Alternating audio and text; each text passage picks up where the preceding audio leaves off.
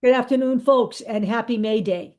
And it appears that the street action across the United States is going well today, even for a work day. All right. Um, Let me also just say something. The opposition to Donald Trump is a worldwide phenomenon. So there are protests against Trump going on all across the world today, not just here in the United States. In the YouTube version of this video, I will make sure that I put in all of the uh, media information I have that shows exactly what's going on this very day. Okay. But I want to say something because I've heard criticisms of Indivisible and 50501 for actually holding this rally today. But this is the significant day. This is May Day, not Saturday, today. And the numbers look good. Okay. Maybe not as good as it would be if it was on a weekend, but they're impressive. And they're happening all across the country. Um, they are facilitators, but we are the people. Okay. We need to drive the bus. Here in Boston, we know what to do. Okay. Usually on a Saturday, we show up at the bandstand on Boston Common and we march to City Hall. Or some people go direct to City Hall, and we usually hook up with each other at some point during the process. So this is something that the people need to take over, and it needs to become organic, okay? Not that we don't look to Indivisible, we certainly do. They've done a great job, okay? I work with them. I love the organization. And I have to say something else here too. We know the drill now.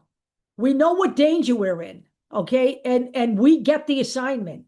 And we need to keep this up. This must not fade under any circumstance. The weather is getting good now, okay?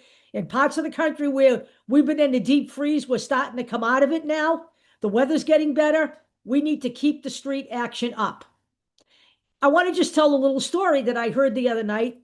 The Democratic governors did a town hall, and it was my governor, Maura Healey, Kathy Hochul from New York, J.B. Pritzker in Illinois, and Tim Waltz in Minnesota. And J.B. Pritzker told the story of a woman who didn't know what to do, so she took a sign and she just went and stood out on a patch of land. And now 300 people join her routinely to do the very same thing. This is the kind of stuff we need to see all across the United States, and it needs to keep going.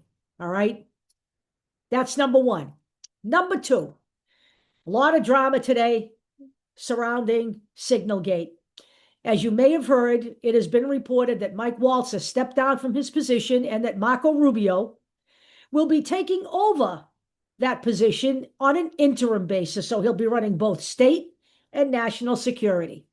I'm sure they picked Rubio because he's seen as kind of normal, but Marco Rubio is a shit stain.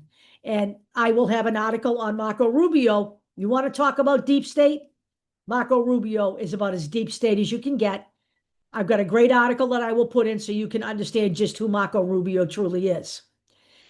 But the upshot of all of this is that Mike Waltz may have taken the fall here, but guess where Mike Waltz is actually going now? As you know, Elise Stefanik is back in Congress because their numbers are so slim. They need her there. So Mike Waltz has now been nominated as the ambassador to the UN. So Mike Waltz is well cared for because he's a sycophant. He's Donald Trump's little boy. And he's not being punished in any way, manner, shape, or form. Okay. He's being given a golden parachute of sorts.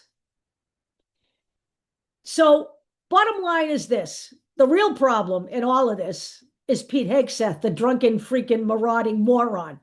Okay. And we do know that Germany just arrested 2 Russian spies who actually have Pete Hegseth's phone number in their phones.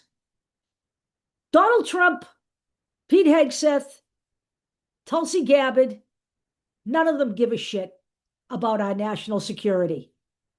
They're not just an embarrassment. They're a danger. And we all know that they're not worried about what Putin can and cannot see because they are Putin puppets. They are agents of Vladimir Putin. That can't be denied anymore. And they are fascists. And they do not care about national security. This is all for show. I hear people saying, oh, look, Donald Trump's being, he's been caught red-handed. Donald Trump doesn't give a shit about being caught red-handed. Okay? He's been caught red-handed for the first 100 days. What he's doing right now, he's doing right out in the open because he wants you to be as stupid as MAGA is. They think that this is all okay because he's doing it right out in the open. It is not okay, and that is why I keep saying we need to stay on the streets. We need to keep demanding and pushing back and telling people that we are not going to tolerate this. This country is in danger. Our freedoms are in danger. Our democracy is in danger. And the people responsible for putting us in danger are in our government. It is a domestic problem. It is not an international problem. We have enemies of the state in the state. So that's basically all I wanted to say today. Just keep your eyes open because this whole Signalgate thing is just the tip of the iceberg. And you'll be hearing more about some of the stuff. Hegseth has already violated it again by having communications on Signal once again of classified information, even after the first go around. We need to keep raising our voices. We need to keep being heard. We need to keep being visible. We must not tolerate this shit. I will talk to you all later.